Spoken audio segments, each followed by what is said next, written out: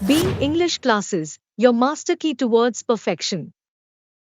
Hello friends, big English classes में आपका फिर से एक बार बहुत बहुत स्वागत है। और आज मैं एक नया वीडियो लेकर आया हूँ आपके सामने, जो एक पोएम है जिसका नाम है द फार्मर्स वाइफ। तो चलिए पेश करता हूँ मैं आपके सामने द फार्मर्स वाइफ, ये पोएम और उसका एक्सप्लेनेशन। लेकिन द फार्मर्स वाइफ पोएम को आगे जारी रखने से पहले मैं कुछ ऐसी बातें आप लोगों को बताना चाहता हूँ कि जो पोएम से रिलेटेड है, पोएम के बारे में है। तो आप लोग देख सकते हो कि द टाइटल में लिखा हुआ है द फार्मर्स वाइफ, जिसमें द फार्मर्स ये वर्ड का मतलब होता है किसान, और वाइफ का मतलब होता है बीवी, यानी कि किसान की बीवी। तो ये पूरा पोएम जाहिर सी बात है कि ये किसान की बीवी के ऊपर लिखा हुआ है। लेकिन पोएम को आगे बढ़ाने से पहले मैं आपको अपनी दिल की बात बताना चाहता हूँ कि हमारा जो इंडिया है वो पूरी तरह से एग्रीकल्चर के ऊपर बेस्ड है। 79% जो आमदनी मिलती है वो खेतों में काम करने से मिलती है,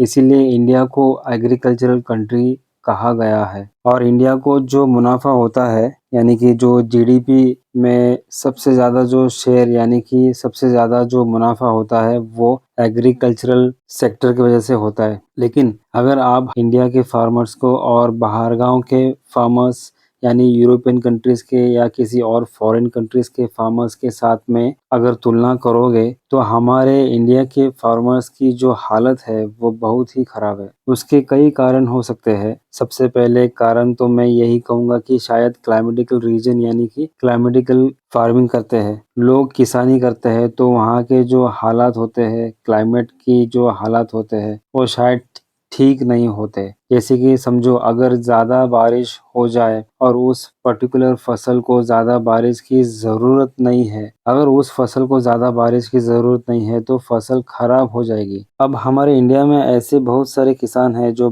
बस अपना पेट पाल ले तो वही बहुत बड़ी बात है। लाखों करोड़ों के मुनाफा तो दूर की बात, अगर उन्होंने जो अपनी उपज के लिए जो उन्होंने अपना कैपिटल इन्वेस्ट किया है, जैसे कि खाद लेकर आना और बीज लेकर आना, किसानों ने जो भी लागत की है, अगर वापस आ जाए तो वही बहुत बड़ी बात है। लेकिन अक्सर ऐसा नहीं देखा जाता कि किसानों को हमेशा कम मुनाफा होता है या तो मुनाफा बिल्कुल होता ही नहीं, वो लॉस में जाते हैं। तो उनके पास आखिरी जो हथियार, यानी इस चंगुल से बाहर निकलने का एक ही रास्ता उनको दिखाई देता है, और वो है सुसाइड। क्योंकि उन लोगों ने इतने लोन लिए होते हैं साहूकार से, बैंक से, कि उनको चुका पाना ही मुश्किल होता है। इसीलिए वो लोग सोचते हैं कि जीने से अच्छा मरना बहुत आसान लगता है। आए दिन हम लोग देखते हैं कि हर न्यूज़ के अंदर हम कोई ना कोई तो किसान आत्महत्या करते हुए हमें दिखाया जाता है। पिछले साल ही हम लोगों ने देखा था कि बहुत सारे किसानों ने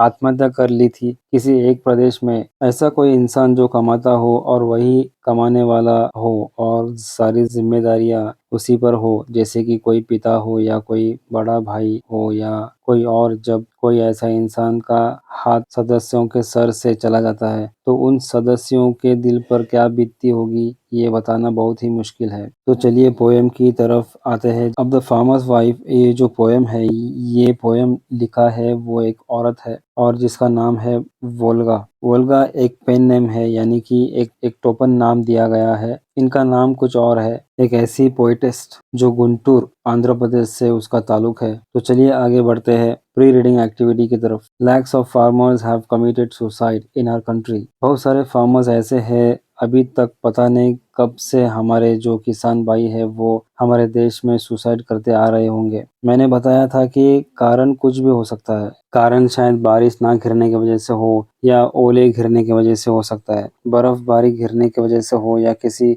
साहूकार से उन्होंने कुछ मदद ली हो, या और उसे ना चुका पाने की वजह से ऐसे भी हो सकता है कुछ फार्मर्स सुसाइड कर लेते हैं। So what could be the reason for this devastating trend? How do you think this would affect their families? देखिए, मरना काफी आसान है, क्यों एक्चुअली ठीक है, आदमी एक बार मरता है, लेकिन जब कोई ऐसा इंसान, खास तौर पर जब कोई किसान हो जो इस तरह की हालत से गुजरता हो, तो उसके लिए हर दिन एक मरने के जैसा ही होता है। सिर्फ किसान ही नहीं, किसान से जुड़े हुए जितने भी उसके जो घर के लोग होते हैं उन्हें भी इस तरह से पल पल मरना पड़ता है। किसान के सारे सदस्यों को इसी अनुभव से गुजरना होता है।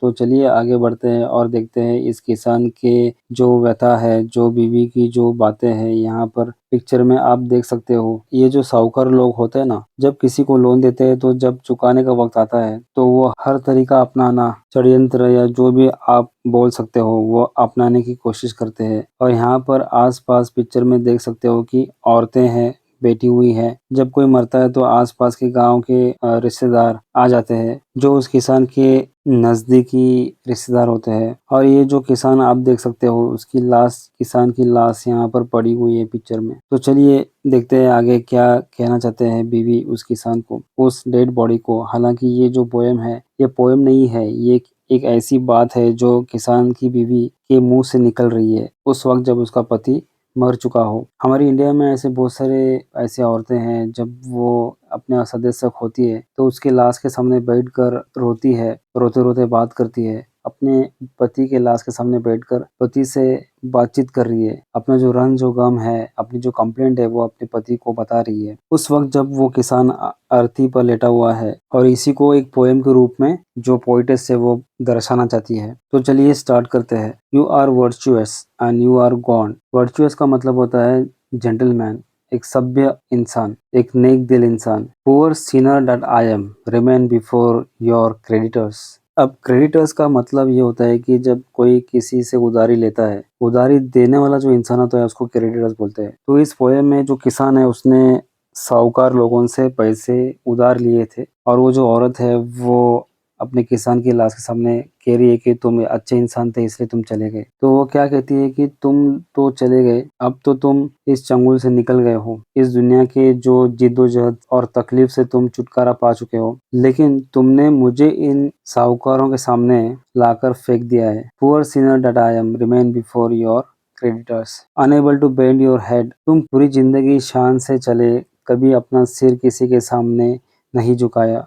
ये सारी चीजें वो बोल रही है रोते-रोते। अपनी शौहर की लाश के सामने वो बोल रही है। और स्ट्रेच योर हैंड्स, कभी किसी के सामने हाथ नहीं फैलाया। भले आधी रोटी में गुजारा किया लेकिन कभी किसी के सामने हाथ नहीं फैलाया, कभी किसी के सामने सर नहीं झुकाया। That means he was a man of self respect. हर एक इंसान को अपने एक सेल्फ रिस्पेक्ट होती है। कोई इंसान ऐसा भी होता है जो किसी के सामने हाथ नहीं फैलाना चाहता, किसी से मांगता नहीं, भले वो बहुत ज़रूरत की चीज़ हो। तो ये जो किसान था, ये किसान भी उस तरह का इंसान था। वो मर गया लेकिन उसने किसी के सामने अपने हाथ नहीं फैलाया। और सेल योर क्रॉप्स, ना तुमने किसी के सामने हाथ फैलाया, ना किसी के सामने अपना सर झुकाया, और ना ही तुमने अपने क्रॉप्स का मतलब जो फसल, ना तुमने अपनी फसल बेची। और वैसे भी वो फसल बेचता भी कैसे, क्योंकि अगर वो फसल बेचता तो शायद उसे कुछ मुनाफा होता तो वो उन साहूकार का जो कर्ज था वो चुका पाता। लेकिन जब उसके पास फसल ही नहीं थी, उस फसल से कोई आमदनी ही नहीं मिली, तो फिर वो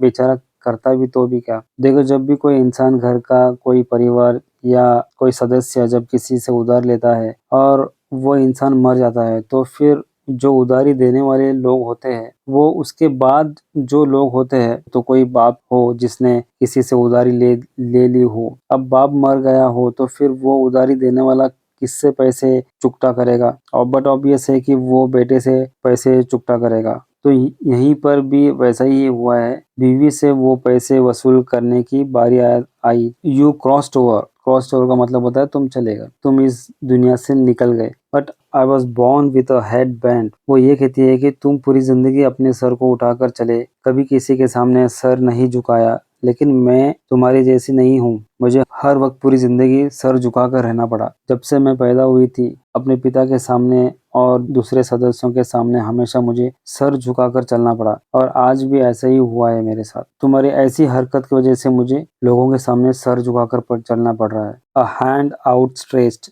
वो कहती है कि बचपन से अब तक मुझे हमेशा लोगों के सामने हाथ फैलाना पड़ा। वो शायद पिता भी हो सकता है, या कोई भाई भी हो सकता है, या कोई और सदस्य जो मर्द हो। यानी कि बचपन से अब तक वो किसी पर डिपेंडेंट रही थी। शादी के पहले वो डिपेंडेंट थी अपने पिता के, शादी के बाद वो अपने हस्बैंड के ऊपर डिपेंड थी। यानी कि इसका मतलब वो बताना चाहती कि मैं सेल्फ इंडिपेंडेंट नहीं थी, मुझे लोगों पर डिपेंड रहना पड़ा। पूरी जिंदगी मैंने ऐसे ही गुजारी। Not unused to being sold, वो कहती है कि मुझे शादी कर कर नहीं भेजा गया, बल्कि मुझे एक ऐसे जैसे कि गाय भैंस बकरी की तरह मुझे किसी को बेच दिया हो। तो वो कहती है कि मुझे तुमने खरीद लिया था और जैसा तुमने मुझे कहा वैसा मैं करती रही। आप लोगों को तो वैसे भी पता होगा कि इंडिया में औरतों को कम कीमत दी जाती है परिवार में। सबसे पहले मर्द हजरात खाना खाते हैं, उसके बाद बचा कुचा अगर खाना बच जाए तो औरतें अलग से खाना खाती है। शायद इंडिया में ऐसा कोई कम परिवार हो जो मर्द और औरत साथ में मिलकर खाना खाते हो। हस्बैंड हमेशा डोमिनेट रहता है सोसाइटी में, इसीलिए इसे मेल डोमिनेटेड सोसाइटी कहते हैं। जो हस्बैंड बोलेगा वही करना होगा वाइफ को। कभी औरतों को, खासकर बीवियों को बोलने की आज़ादी नहीं होती, बाहर निकलने की आज़ादी नहीं होती, कुछ करने की आज़ादी नहीं होती। अगर कुछ करना हो तो पहले अपने पति से permission low. Knowing all this did you leave me? तो वो कहती है कि इतना सब मालूम होने के बावजूद तुम सब कि मैं तुम्हारे पे डिपेंडेंट हूँ, तुम्हारे पर निर्भर हूँ, मेरे बच्चे भी तुम्हारे पर निर्भर है। तुम कमा कर लाओगे तो ही हम खाएंगे। सुसाइड करने से पहले तुमने मेरे बारे में और अपने बच्चों के बारे में क्यों नहीं सोचा? तुम मर जाओगे तो मैं क्या करूंगी? हमारे बच्चे क्या करेंगे? किसके पास जाएंगे? अब क्या होगा? क्या तुमने इस बारे में कभी सोचा था? तुमने क्यों नहीं सोचा? ये जो औरत है ये पति के डेड बॉडी को पूछ रही है। जैसे कि मैंने आप लोगों को बताया कि इंडिया में अक्सर बात करते करते रोते हैं जब कोई मरता हो। तो ये जो सीन है आपको अपने आंखों के सामने लाना पड़ेगा कि आपको ऐसा इमेजिन करना पड़ेगा कि कोई ऐसी औरत है जो रोते रोते बात कर रही है अपने पति के लाश के साथ और पूछ रही है कि तुम क्यों चले गए, क्यों तुमने ऐसा कदम उठाया जिसकी वजह से मुझे इतनी तकलीफ हो रही है। तो जब ऐसा इंसान जब चला जाता है तो आप समझ सकते हो कि कितनी तकलीफ होती होंगी सारे परिवार को। नोइंग ऑल दिस, वो कहती है कि जब तुम्हें सब सारी चीजें पता थी तो तुमने ऐसा क्यों कदम उठाया? Why did you leave me? तुमने ये ठीक नहीं किया, मुझे ऐसा छोड़कर जो चले गए तुम। वो दरअसल अपने पति से गुस्सा है कि ये जो उसने कदम उठाया है ठीक नहीं उठाया है। Now you found release with poison, तुमने आजादी पा ली है जहर पीकर। यहाँ पर हमें एक बात पता चलती है कि जो मरने की जो वजह थी उस इंसान की, वो जहर था। वो जहर जो किसान अपने कपास की खेती के लिए इस्तेमाल करता था। तो यहाँ इस लेसन में जो पौधे का या जो फसल का जिक्र किया गया है वो है कॉटन। जहर पीने के बाद तुम इस दुनिया से आजाद हो गए, तुम इस दुनिया को छोड़कर चले गए, इस दुनिया की जो तकलीफों से तुम चंगुल से बाहर निकल गए, लेकिन तुमने इसकी वजह से मेरी जिंदगी पूरी जहर से भर दी। पॉइजनिंग माई बिटर एग्जिस्टेंस, यानी कि कड़वी दवा पीकर तुम तो चले गए, तुम्हें तो मोक्ष मिल गया इस दुनिया से, लेकिन तुमने मेरी पूरी जिंदगी कड़वी बना दी। The cotton crop is but yesterday's but our family. How often have I drawn in it? How many times have I escaped death? Whether you abused or reviled me, kicked me when you were drunk, I thought he is but a man. Little did I dream you would deal. तो वो क्या कहती है कि तुमने इतनी मामूली सी चीज के लिए अपनी जान दे दी। लाइफ में जो फसल थी वो फसल आती जाती रहती है। अगर आज नुकसान हुआ तो अगली बार फायदा भी हो सकता है। इतनी छोटी सी बात के लिए अपनी जान देना ये समझदारी नहीं है, ऐसा वो पति के लाश से कहती है। अगर किसी चीज में नुकसान हो जाए तो ये कोई रास्ता नहीं है, कोई तरीका नहीं है कि अपनी जान दे दे, सुसाइड कर ले। तो पत्नी के हिसाब से वो कहती है कि तुमने सिर्फ अपने फसल में नुकसान आने की वजह से तुमने अपने आप को मार दिया, सुसाइड कर लिया। ये तो कल की बात थी, फसल आनी जानी है, फसल आज है तो कल नहीं। लेकिन बट आवर फैमिली, लेकिन हमारी फैमिली, हमारे परिवार का क्या? हमारा परिवार तो बहुत पहले से था, तुमने क्यों नहीं सोचा हमारे परिवार के बारे में? अब देखा जाए तो कॉटन क्रॉप दरअसल एक कैश क्रॉप है। क्या मतलब हुआ कैश क्रॉप का? कैश क्रॉप का मतलब होता है कि ऐसी फसल जिससे हमें बहुत सारी आमदनी हो। यहाँ पे आयरनी देखिए कि एक किसान को अपनी जान देनी पड़ रही है कैश क्रॉप की वजह से, जिसमें बहुत सारे पैसे मिलते हो। तो कैश क्रॉप का मतलब होता है ऐसा फसल जो बहुत ज्यादा आमदनी दिलाता हो। लेकिन यहाँ पर सिचुएशन कुछ उल्टी है। उस किसान की फसल खराब होने की वजह बहुत सारी हो सकती है। उसमें से एक कारण हो सकता है कि बारिश ना होने की वजह से उसकी फसल बर्बाद हो चुकी हो, या कोई और कारण हो सकता है। और इस वजह से उसने क्या किया, अपनी जान दे दी। और कॉटन क्रॉप जो होता है ना, उससे बहुत मेहनत लगती है। उस पर्टिकुलर फसल को बहुत मेहनत लगती है, बहुत ध्यान देना पड़ता है, उसके फर्टिलाइजर्स, खाद, और समय समय पर उसे उसकी जो देखरेख है, ये सारी चीजें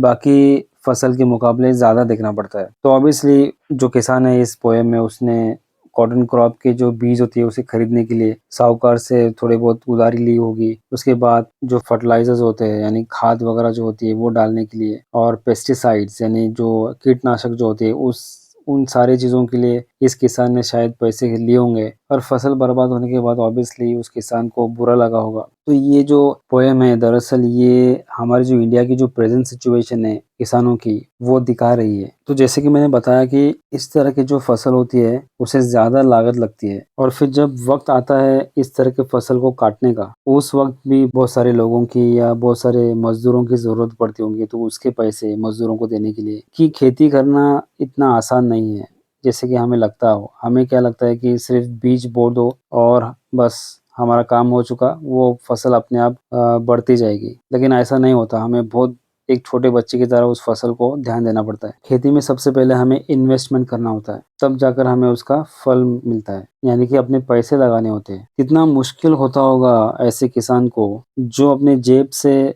इन्वेस्ट करता हो, यानी पैसे खर्च करता हो और वो जो पैसे वो खर्च करता हो वो भी कहीं से उधारी लेकर वो उन पैसों का इस्तेमाल करता हो और फिर जाकर अब उस पैसे से आपको कोई प्रॉफ़िट ना मिलता हो तो कितनी बड़ी मुसीबत में वो किसान पड़ जाता होगा, आप इमेजिन भी नहीं कर सकते। उनके दिल पर क्या बीतती होगी जब वो इतनी कड़ी धूप में मेहनत करते हैं और इतनी कड़ी धूप में अपना पसीना बहाने के बाद जब उन्हें कोई प्रॉफ़िट ना मिलता हो तो क्या उनके दिल पर बीतती होगी, कितने मायूस होते होंगे ये किसान और इस वजह से डिप्रेशन में जाकर फिर ये कड़ा कदम उठाते हैं अपने आप को मार देने का, सुसाइड करने का। How often have I drawn it, मैं कितने बार इस दौर से गुजर चुकी हूँ। ड्राउन का मतलब होता है कि अपने आप को डुबा देना। How often have I drawn in it, वो दरअसल उन दिनों को याद करती है जब उसका जो पति था जब जिंदा था तब वो कैसे उसे तकलीफ देता था। तो उन दिनों को याद कर वो कह रही है कि तुम्हें एक ही बार तकलीफ होने की वजह से तुमने ये कड़ा कदम उठाया। How many times have I escaped death, कितनी बार मैंने कोशिश की अपने आप को मारने की या अपनी जान देने की, लेकिन मैं हमेशा जब भी जान देने की कोशिश करती थी तो मुझे तुम्हारी याद आती थी, तुम्हारा ख्याल आता था, हमारे 4 बच्चों के बारे में मैं सोचती थी, अपने आप को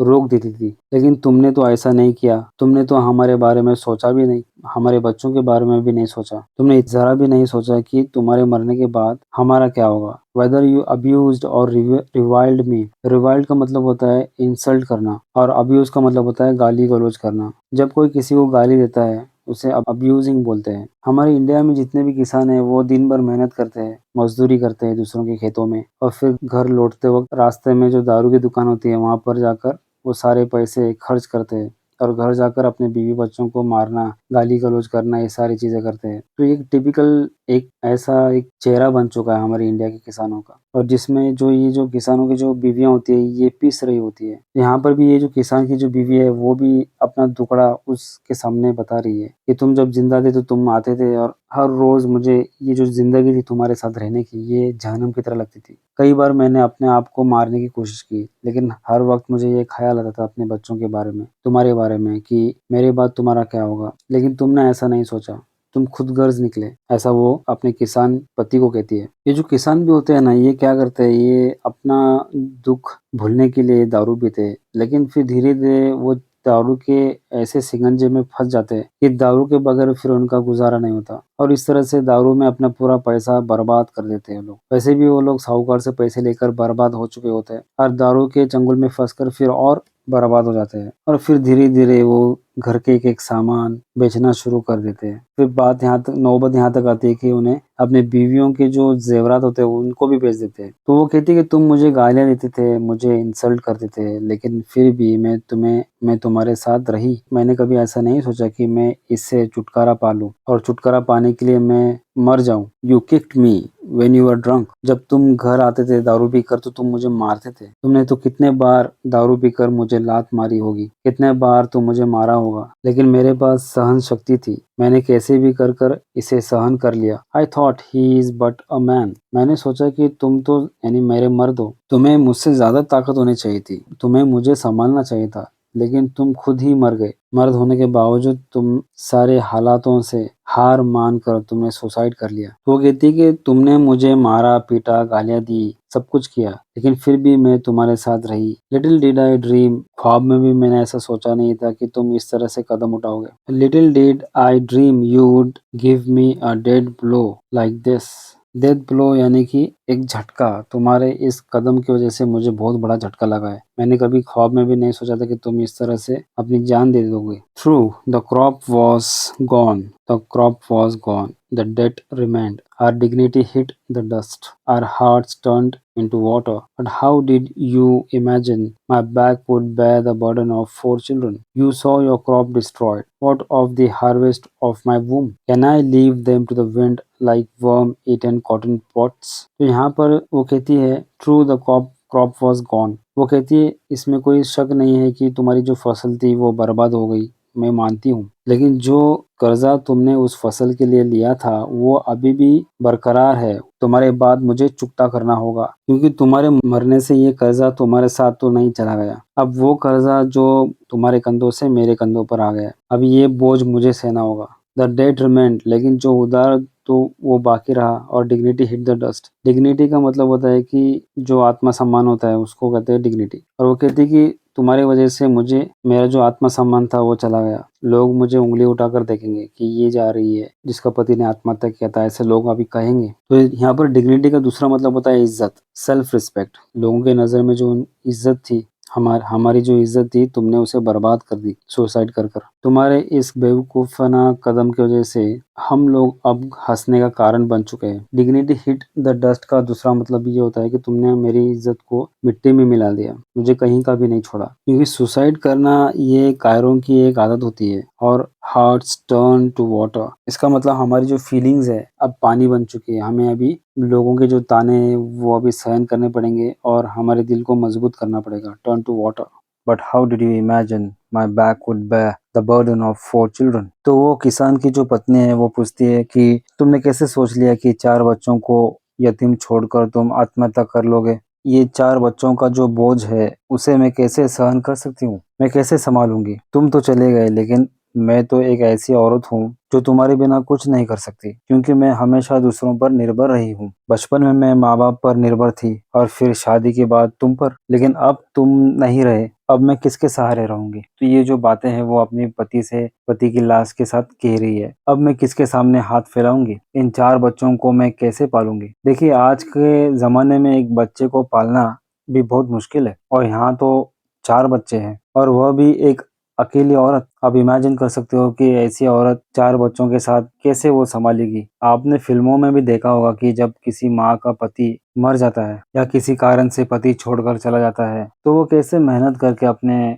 बच्चों को पालती है, फिर वे बच्चे बड़े होकर सफल होते हैं। अक्सर भारतीय फिल्मों में यही दिखाया जाता है, एक मेहनत करने वाली माँ, संघर्ष करने वाली माँ। आप लोगों ने ये रोल देखा भी होगा ज्यादातर फिल्मों में। आगे बढ़ते हैं। You saw your crop destroyed, तो इसका क्या मतलब हुआ? वो कहती है कि तुमने अपनी फसल को नष्ट होते देखा, लेकिन तुम्हें ये क्यों नहीं देखा कि अगर तुम चले जाओगे तो तुम्हारे पीछे बच्चे क्या करेंगे? तुम्हारे बिना 4 बच्चे कैसे जिएंगे? What of the harvest of my womb? तुम्हारी फसल तो बर्बाद हो गई, लेकिन मेरे गर्भ की फसल के बारे में क्या? तो यहाँ पर गर्भ की फसल का मतलब ये होता है कि जो बच्चे हैं इसके बारे में वो जो माँ है वो कह रही है, जैसे तुमने फसल उगाई थी वैसे ही मैंने भी 9 महीने तक अपने गर्भ में बच्चों को पाला था। तुम्हारी फसल बेकार चली गई, लेकिन मेरे बच्चे, क्या आत्महत्या करने से पहले तुम्हें उनकी याद नहीं आई? तो यहाँ ये कविता हमें एक सीख देती है, एक सबक देती है कि हमें ये सिखाती है कि किसी भी कदम को उठाने से पहले हमें उसके परिणामों के बारे में सोचना चाहिए। हमें जल्दबाजी में कोई भी निर्णय नहीं लेना चाहिए। हम अक्सर बिना सोचे समझे कोई कदम उठा लेते हैं और जब हालात बिगड़ जाते हैं तब हमें पछतावा होता है। हमें हमेशा भविष्य के बारे में सोचकर निर्णय लेना चाहिए, यानी हमें आगे सोचना चाहिए कि इसका असर क्या हो सकता है। Can I leave them to the wind? क्या मैं अपने बच्चों को भी यूं ही छोड़ दूं? वो पूछ रही है। जैसे तुमने अपनी फसल को बारिश और हवाओं के भरोसे छोड़ दिया, वैसे ही क्या मैं अपने बच्चों को भी छोड़ दूं? तुम्हारी कपास की फसल कीड़ों से खराब हो गई, क्या तुम यही चाहते हो कि मैं भी अपने बच्चों को वैसे ही अनाथ छोड़ दूं? तो वो ये सारे बातें गुस्से में अपने पति से कह रही है, यानी पति की लाश के साथ कह रही है। It takes a moment to die, but open your mouth and ask what of them. मरने में बस एक पल लगता है, लेकिन क्या तुम्हें उनके बारे में नहीं सोचना चाहिए था? तुमने मुश्किलों से लड़ने की बजाय भागने का रास्ता क्यों चुना? तो वो बहुत गुस्सा है, वो अपने पति से कंप्लेंट कर रही है। It needs a firm heart to teach my children. अब मुझे अपने दिल को मजबूत बनाना होगा, अपने बच्चों को सिखाना होगा, उन्हें ये सिखाना होगा कि आत्महत्या कोई समाधान नहीं है, यही कोई इलाज नहीं है मुसीबत से भागने का। मुश्किलें आएंगी, लेकिन भागना हल नहीं है। तुम्हारे पिताजी की तरह आत्महत्या मत करना, ऐसा मैं अपने बच्चों को कहूंगी। डट कर कठिनाई का सामना करना होगा। To clench a fist. अब मुझे अपनी मुट्ठी कस कर बांधनी होगी, यानी मुझे लड़ना होगा, हालात से लड़ना होगा, संघर्ष करना होगा, स्ट्रगल करना पड़ेगा। Not merely for a handful of rice, but in battle I must leave. सिर्फ कुछ मुट्ठी भर अनाज के लिए मत जीना, ऐसा मैं अपने बच्चों को सिखाऊंगी, बल्कि संघर्ष करो, लड़ो, कामयाब बनो। I must embrace life not death. मुझे मृत्यु को नहीं, जीवन को अपनाना है, जिंदगी को अपनाना है। संघर्ष से मत घबराओ, ऐसा मैं अपने बच्चों को कहूंगी। बिना संघर्ष के कोई भी जीवन अधूरा है। यानी इस दुनिया में अप्स एंड डाउन्स तो होते रहते हैं, उतार चढ़ाव तो होते रहते हैं, इसी का नाम जिंदगी है। तो इस कविता का जो संदेश यही है कि संघर्ष से कभी मत भागो, हमें संघर्ष करना चाहिए, हमें स्ट्रगल करना चाहिए, जिद्दोजहद करनी चाहिए। जिंदगी में हर इंसान किसी न किसी चीज के लिए जिद्दोजहद करता रहता है। यहाँ तक कि जो कीड़े मकोड़े होते हैं वो भी जिद्दोजहद करते हैं, चाहे वो एक माँ हो, एक छात्र हो, या कोई भी व्यक्ति हो। संघर्ष ही जीवन को आगे बढ़ाने की ताकत देता है, यानी हमें स्ट्रगल करना चाहिए। तो इस कविता से हमें क्या सबक मिलता है? हमें ये सबक मिलता है कि हमें मुश्किल का सामना करना चाहिए, मुश्किल से भागना नहीं चाहिए और स्ट्रगल करना चाहिए। तो उम्मीद करता हूँ आपको ये पोयम समझ में आई होगी, और अगर आपको ये पोयम पसंद आई हो तो लाइक, शेयर और सब्सक्राइब कीजिए और बने रहे बीइंग इंग्लिश क्लासेस के साथ में। Thank you very much.